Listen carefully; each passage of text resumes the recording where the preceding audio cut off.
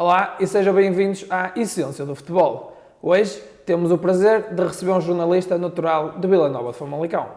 Com uma carreira de 30 anos no jornalismo, acumula uma vasta experiência e conquistou o reconhecimento tanto no campo desportivo quanto na literatura.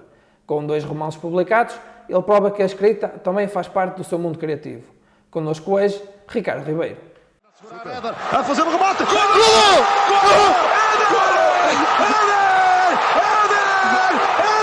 Ricardo, antes de mais quero agradecer a tua presença para estares aqui connosco hoje e queria te perguntar como é que surgiu a paixão pelo jornalismo desportivo e a oportunidade de trabalhar na Sport TV. Olha, eu é que agradeço o facto de me terem convidado, é sempre um prazer voltar também assim às origens, vocês que são jovens e estão aqui rodeados de um projeto novo, cheio de sonhos, cheios de ambição, foi assim que eu comecei. A minha ligação ao jornalismo vem de infância. Eu cresci a ver o meu avô na sala de casa dele, a bater numa máquina de escrever. Ele era correspondente de um jornal aqui de Famalicão. Tinha uma velhinha máquina Azerte. Eu acho que a malta mais nova não sabe o que é isso, mas de qualquer das formas, fica aqui o registro. A Azerte não sei, mas a máquina de escrever ainda sei o que é. Ainda sabes ainda o que é. Sei o que é. Mas é um bom princípio. E ficou-me aquela imagem que é um voltar também aos tempos de infância, do avô sentado nessa máquina de escrever e o som das teclas a baterem e a construírem texto, aquilo fascinava-me. Teve um fascínio extraordinário a mim enquanto criança, que me levou a dizer, eu um dia também, quando for grande, quero ser como o meu avô. Sentia que ele era uma pessoa extremamente importante e eu queria ser alguém importante. Não serei tão importante quanto ele foi, mas de qualquer das formas tenho a perfeita noção de que foi por influência dele que segui a carreira de jornalismo. Mais tarde, com a possibilidade de entrar na rádio, entrei na Rádio Cidade Hoje pela mão de um saudoso amigo, que já não está entre nós, que é o Joaquim Teixeira, lançou-me o convite e eu fiquei fascinado, disse logo que sim. Depois daí passei por variedíssimas rádios, estive na Rádio Vila Nova, Rádio Digital, Rádio Cávado, Rádio Barcelos, Rádio Fundação.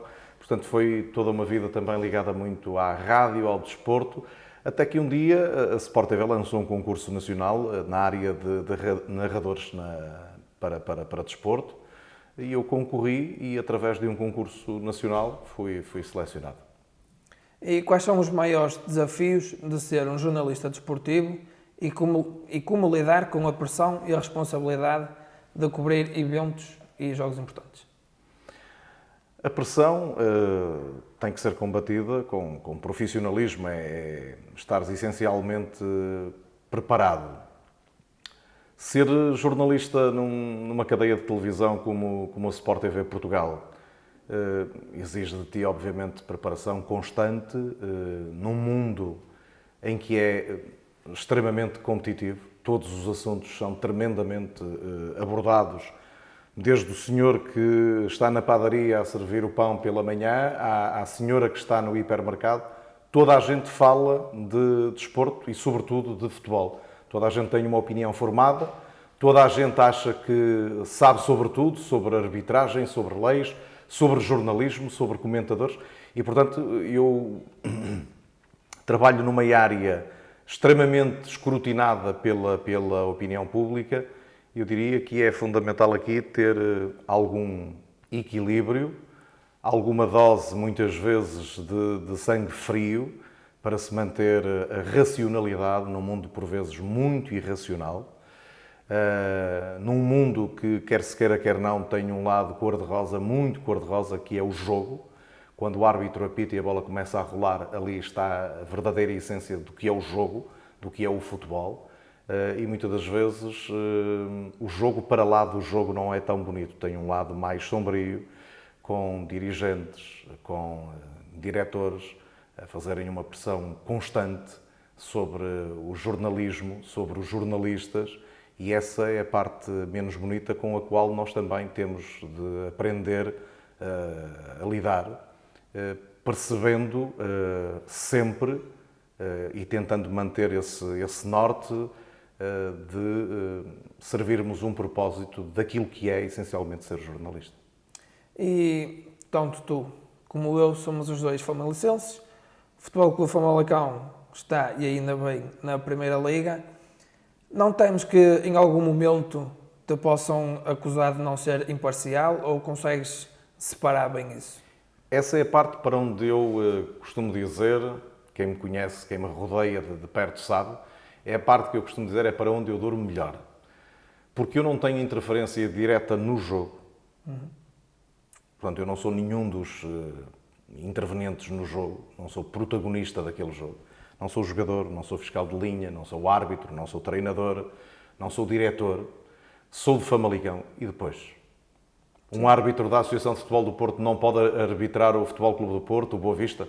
Um árbitro da Associação de Futebol de Lisboa não pode arbitrar o Benfica, o Sporting? Nós temos o João Pinheiro, que mora em Famalicão também, mas não, que eu tivesse reparado, ainda não o vi a apitar um jogo do Famalicão. Se calhar foi um bocado também para não se esconder, mas evitar... Mas o João Pinheiro, repara, o João Pinheiro, eu neste momento até nem tenho assim esse dado presente na minha memória, mas o João Pinheiro, sendo natural de Barcelos, eu não vejo qualquer problema em ele apitar o Gil Vicente. Sim. Nenhum. Porque se ele é profissional e chegou onde chegou, foi devido à sua competência, ao seu mérito. E, portanto, como é um árbitro com provas dadas, ele pode errar, efetivamente. Sim. Como qualquer ser humano erra. Eu erro na minha profissão, aprendo todos os dias, tenho essa felicidade e essa preocupação de perceber que sei muito pouco, que ainda sou um aprendiz, serei sempre um eterno aprendiz neste capítulo da profissão de jornalista. Tenho a felicidade de trabalhar com os melhores, de conhecer os melhores, de aprender com eles. E nesse capítulo eu acho que a profissão de jogador, de árbitro, de jornalista, como em tudo na vida, é uma aprendizagem constante. O caminho faz-se caminhando, não é? Vamos errar, seguramente. Claro que, no meu caso em concreto, como de um árbitro, estamos expostos, naturalmente, de forma pública, a um escrutínio muito maior que o comum dos mortais. É apenas e só isso que difere a minha profissão de uma outra qualquer. Claro que ninguém erra propositadamente, eu acredito muito nisso. Como qualquer pessoa tenta ser o mais profissional na sua atividade profissional. E na área do jornalismo já são 30 anos. Confere. Já efetuaste vários diretos, várias entrevistas. Consegues nomear 2, 3 momentos mais marcantes destes 30 anos? Tenho vários momentos marcantes, não consigo eleger assim um. Se me perguntares, por exemplo, momentos divertidos, comecemos por aí. Tenho, por exemplo, lembro-me quando o Gil Vicente regressou à Primeira Liga e o icónico presidente do emblema de Barcelos, António Fiuza, deu aquela festa popular que matou não sei quantos porcos e ofereceu um Moé Chandon. Lembro-me dele ter o número 13 rapado aqui no cabelo e de ter brincado com essa situação. Lembro-me, por exemplo, de entrevistas marcantes também, por exemplo, Jorge Jesus na sua casa no Rio de Janeiro, depois de ter ganho a Libertadores e o Campeonato Brasileiro. Lembro-me de Jorge Jesus no Benfica, de Sérgio Conceição no Porto. Lembro-me de Abel Ferreira, recentemente, no Palmeiras, no Brasil, do Vítor Pereira, que é um grande treinador, do Renato Paiva, do Pedro Caixinha, do Ivo Vieira, sei lá, do António Oliveira, do gentleman Luís Castro.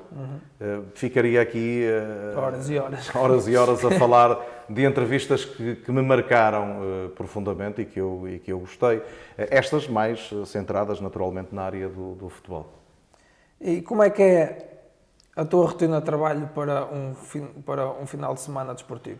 Depende muito da agenda, porque nós às vezes num fim de semana temos 2, 3 modalidades ou temos 3, 4 jogos, 5, depende muito daquilo que é a minha agenda de trabalho. Mas se quiser saber, por exemplo, a partir do momento em que a minha agenda para o fim de semana sai, ou para aquela semana de trabalho sai, há imediatamente a preocupação de saber quais são os jogos que me tocam e o que é que eu tenho de estudar, de preparar.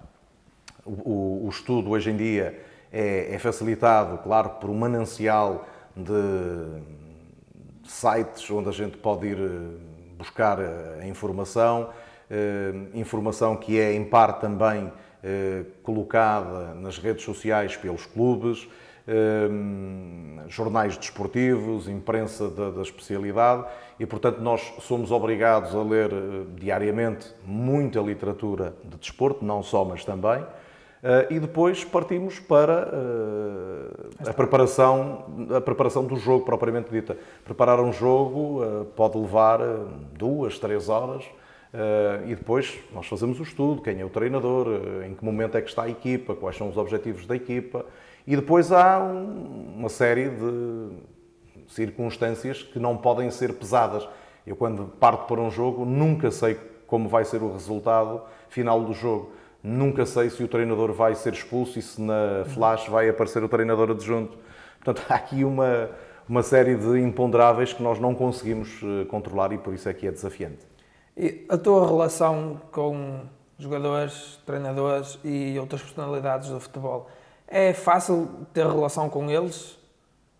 Depende do treinador, depende do jogador e depende do dirigente. Mas eu diria que em 30 anos que tenho ligado ao futebol, apenas e foi recentemente, tive uma pequena quesília, não, minto, foram duas. Um com um dirigente de um grande e outra com um dirigente que, não sendo dos crónicos 3 grandes, também é de um clube da Primeira Liga, que ficaram zangados por perguntas que eu coloquei. A vida de jornalista é feita de perguntas. Exato. As pessoas às vezes veem maldade nas perguntas, mas eu acho que perguntar, quando se pergunta com sinceridade, perguntar não ofende. A quem não tem nada que esconder, nem temer, perguntar não ofende. Se me fizerem uma pergunta, por mais ousada que ela possa parecer, eu respondo.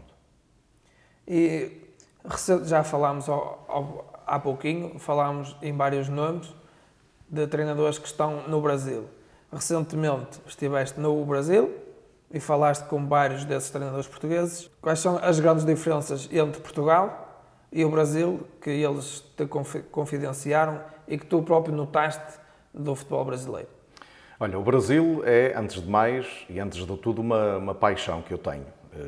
Uma paixão recente por um grande amigo que lá tenho, que é o Joaquim Rui Manita, que é também um famalicense dos Sete Costados, que eu descobri por culpa do futebol. O pai dele era o jogador mais antigo do Futebol Clube de Famalicão. Eu entrevistei aqui há uns 6 anos atrás e, a partir desse momento em que ele, do outro lado do Oceano Atlântico, viu a entrevista, procurou saber quem eu era, nasceu ali uma amizade muito bonita. É um dos meus grandes amigos, que eu levo para o resto da vida e que agradeço ao futebol. Este ano tive a possibilidade de entrevistar 7 dos treinadores que iniciaram o projeto desportivo em diferentes clubes, ou seja, nos 7 emblemas. Entretanto, chegaram outros. Lembro-me do Armando Evangelista, que chegou, lembro-me do Pepa, lembro-me agora do Bruno Lage, que foi substituir o Luís Castro. A primeira diferença que é impactante é a dimensão do Brasil. É uma coisa avassaladora. Para quem está habituado mesmo aqui a grandes jogos europeus, a dimensão do Brasil é algo que eu nunca tinha vivenciado na minha vida. Eu vou dar-te um exemplo. Quando cheguei ao Brasil, filo pela porta de entrada da capital, fui a Brasília assistir à final da Supercopa entre o Palmeiras e o Flamengo, 2 dos maiores clubes brasileiros. E o ambiente no estádio Mané Garrincha, que é um estádio com uma arquibancada impressionante, estava absolutamente cheio.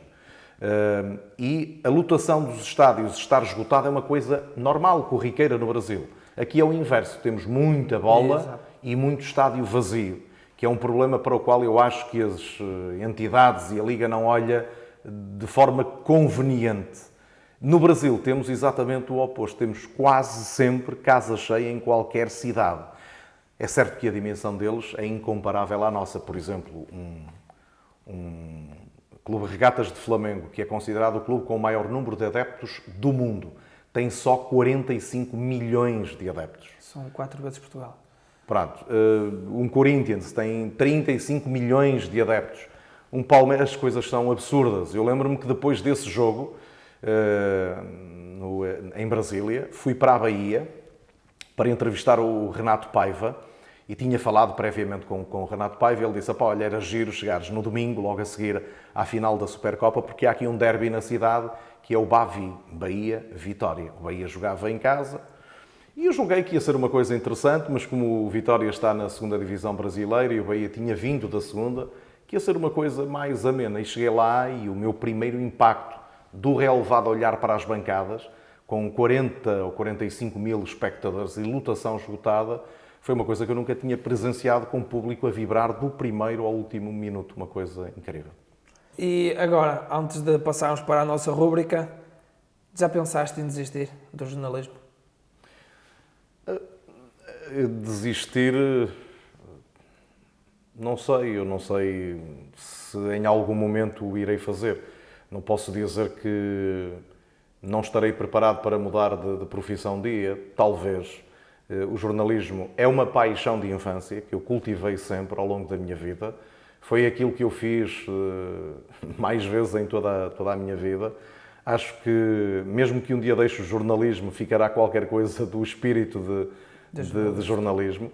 Mas tenho pensado muitas vezes, porque fazer isto, por exemplo, tantos anos seguidos, chega um dia que cansa, não é? Eu estou há 30 anos no jornalismo, tenho a felicidade de não fazer ou de estar num trabalho que não faço a mesma coisa todos os dias, todos os fins de semana. Passei pela rádio, passei pelos jornais, passei também pela televisão, onde já estou há 16 anos, e portanto tenho essa felicidade de ter experimentado várias coisas, mas talvez um dia me reforme, talvez um dia, sei lá, tenha umas fugas até para ti, para escrever mais um bocadinho, porque gosto também dessa parte da escrita criativa que o jornalismo não permite. Não é? E por falar nessa parte criativa, é tema para a nossa segunda parte e passamos agora para a nossa rúbrica, o tempo de compensação.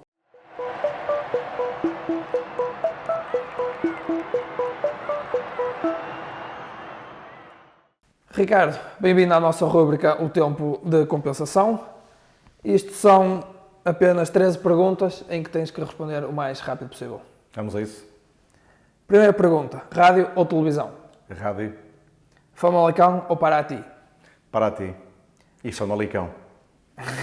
Escritor ou jornalista? Jornalista, escritor. Facebook ou Instagram? Eu sou mais do Facebook. Lugar de sonho? Paraty. Filme preferido? A Vida é Bela. E o prato favorito? Todos eles, desde que não levem queijo. Um livro? Muitos. Se tiver que reduzir a um, sei lá, o último que li, a Máquina de Fazer Espanhóis, Valdeiro Gomem. Uma referência do jornalismo? Carlos Daniel. Preferias fazer a cobertura da final do Mundial ou o final da Champions? Final do Mundial. Melhores do mundo, enquanto jogador e enquanto treinador? Enquanto treinador, tenho que reduzir isso a um só? Pronto, podemos haver uma exceção e 2 ou 3. Pronto. Ok. Jogador, o ídolo de infância, Diego Armando Maradona, Messi e Cristiano Ronaldo, por esta ordem. Treinador, Pep Guardiola e José Mourinho. Palavra portuguesa favorita? Palavra? Portuguesa favorita. Saudade. E um sonho por realizar? Ainda tenho muitos. Um sonho por realizar, sei lá, ser...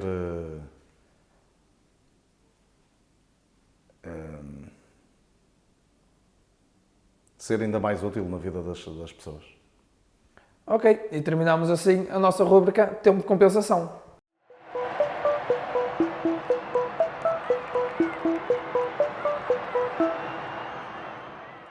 E estamos de volta para a segunda parte da Essência do Futebol, hoje com o Ricardo Ribeiro. Ricardo, além do jornalismo desportivo, és também escritor. Como é que consegues conciliar essas duas paixões e como é que a escrita influencia o teu trabalho jornalístico? Eu acho que é mais o contrário, é o trabalho jornalístico que às vezes influencia a escrita. Mas eu não diria que sou escritor.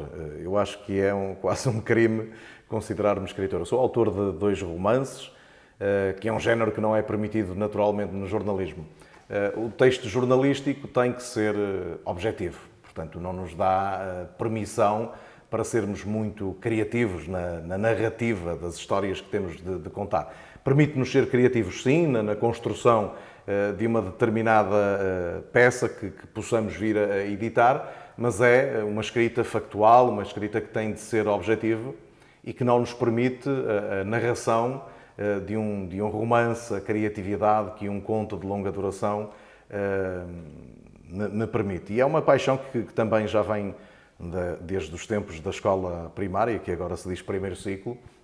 Eu gostava muito de fazer as composições, as célebres redações que a minha professora me mandava escrever, a mim e a todos os meus colegas. E essa vontade da escrita vem-me também desde muito cedo e fui guardando sempre alguns textos lá em casa, fui cruzando muitas histórias de vida que o jornalismo, lá está, me trouxe para mim, e essas histórias de vida permitem-me ficcionar alguns episódios, tirar um pouco de um episódio de vida de alguém que eu escutei aqui ou acolá, ficcionar e transformá-lo num belíssimo conto. E podes compartilhar connosco um pouco sobre esses teus romances publicados? Olha, o primeiro, posso, claro que sim, e faço com todo gosto. O primeiro romance, Para Onde o Destino Nos Levar, surgiu, eu tinha participado num concurso de cartas de amor. Tinha sido desafiado a participar nesse concurso, participei e, de forma inesperada, um dia estava com uns amigos a tomar café numa esplanada, recebo um telefonema a dizer que tinha ganho esse concurso. E essa carta de amor é a carta com que eu abro o primeiro romance, que surge depois de todo o enredo, toda a história, num jantar, numa viagem que eu faço ao Canadá em 2014, e no último dia que eu estive no Canadá, um grupo de amigas fez um jantar de despedida e eu, no final do jantar, fiquei sozinho no sofá a ouvir cerca de 14 mulheres a falarem das suas vidas, das vidas dos seus filhos, das suas noras, dos seus amores e desamores ao longo da vida. E aquilo foi uma hora em que eu não participei no diálogo, mas estive, como jornalista que sou, atento e a escutar todas aquelas histórias de vida cruzadas e trouxe dali uma maravilhosa ideia para começar um romance. E depois o nome do romance surgiu pelo facto dessa história, não vou ser spoiler, mas há um romance entre a Angelina e o António que termina na Ilha das Bermudas. A escrita levou-me para ali. Eu nunca estive na Ilha das Bermudas, mas ao estudar a Ilha das Bermudas reparei que uma das insígnias da bandeira da Ilha das Bermudas é Quo Fata Ferunt, que traduzido para português quer dizer para onde o destino nos levar. E há ali uma sucessão de acasos que faz com que esse primeiro romance venha à luz, não é? E eu em 2019 lanço esse romance. Depois, pela mesma editora que é a Glaciar, acabei por lançar recentemente o Epitáfio das Borboletas, que é um livro de homenagem a um primo meu, Francisco Miguel, que faleceu com 3 anos de idade e que, portanto, foi uma vida que não se cumpriu, mas que eu, através da escrita, lhe voltei a dar vida, não querendo ser spoiler. Quem ler ao longo da história vai perceber o porquê de eu dedicar esse livro a um primo que já partiu em tenra idade e de quem eu guardo apenas uma única memória de uma manhã de inverno, em que numa aberta havia uma vidraça em casa dele e há uma luz, um feixe de luz a beijar-lhe os cabelos dele. E essa imagem acompanha-me, não é uma imagem pesada, não é uma imagem que me angustia, pelo contrário, acho que até é uma imagem de alguma ternura que eu guardo desse meu primo. É incrível como essa imagem, eu tenho 48 anos, me acompanhou durante, eu diria, 45 anos da minha vida, ao longo de toda a minha vida, de vez em quando estou a pensar nessa imagem. E achei que uma forma de, sei lá, voltar a dar vida a esse meu primo seria, e a escrita permite-nos isso, através da escrita. Exato. E já falámos da Sport TV, já falámos da rádio, temos que falar agora da Iris Televisão. De onde é que surgiu este canal e qual é o intuito deste canal? Olha, a Iris Televisão é uma plataforma que nasceu com o objetivo de divulgar alguns conteúdos diferentes daqueles que outros órgãos, com todo o mérito, fazem aqui em Vila Nova de Famalicão e arredores. Todas as cidades têm, por norma, por regra, uma ou duas rádios locais, vários jornais. Todos hoje trabalham muito bem as redes sociais. E eu, de alguns anos a esta parte, de há 2, 3 anos a esta parte, e tocando aqui num ponto da conversa que abordamos anteriormente, eu queria fazer algo diferente, que não fosse apenas e só desporto, que não fosse apenas e só de Famalicão. Por que não ir ao Brasil e entrevistar os 7 treinadores portugueses? Por que não conhecer histórias inspiradoras de crianças que lutam e conseguem vencer o cancro? Por que não perceber a cabeça de um artista plástico? Perceber porque é que um pintor pintou de determinada forma um determinado quadro? Por que não obter respostas para tantos porquês? E, portanto, acabei por criar esta plataforma, a Iris, que eu chamo a Iris Televisão, que tem uma página no Facebook e outra no Instagram, e que, com a ajuda de outros amigos, está a ganhar vida e está a caminhar para uma coisa que eu quero que seja muito bonita, que quero que seja diferente. Não é melhor nem pior, o propósito não foi esse, foi fazer uma coisa diferente e da qual eu tire algum gozo e algum prazer, e é isso que tem acontecido. E que conselho é que darias para jovens que esperam um dia se ingrar na área do jornalismo? Eu não tenho muitos conselhos para dar, porque às vezes ainda preciso eu de muitos conselhos, mas que continuem jovens. Acho que o perigo em qualquer área, o perigo de sermos ultrapassados é de envelhecermos por dentro, é de não nos tornarmos jovens, é de não procurarmos reinventar-nos e de continuar a ser irreverentes. E depois, que para alguém que está a começar, aquilo que eu aconselharia era a ser humilde e a ler muito, a escrever, a não desistir mesmo tropeçando ou mesmo errando, a ir fazendo o caminho, a ir dando passos, um de cada vez. Não querer ser o melhor, exatamente, não querer ser o melhor logo no primeiro dia, mas ser melhor a cada dia. Isto pode soar aqui um bocadinho a um lugar comum, mas é isso, é ir tentando, é ir sonhando e nunca desistir. E agora, para terminar, queremos saber se queres deixar alguma mensagem ou lá para casa ou até mesmo para nós. Uma mensagem lá para casa, para vocês. Foi um gosto estar aqui com estes jovens num projeto que está a nascer, está a dar os primeiros passos, mas que pode ir longe. E eu estou sempre disponível para falar com a juventude e há um verbo que eu gosto muito. Os meus amigos mais próximos conhecem. É o verbo acreditar. Nunca deixem de acreditar em vocês e de que são capazes. Um abraço do Ricardo Ribeiro. Ricardo, uma vez mais, obrigado por teres aceito o nosso convite. Foi um prazer enorme ter-te cá e ouvir as tuas histórias. E quanto a vocês, vemo-nos no próximo episódio. Até lá e fiquem bem.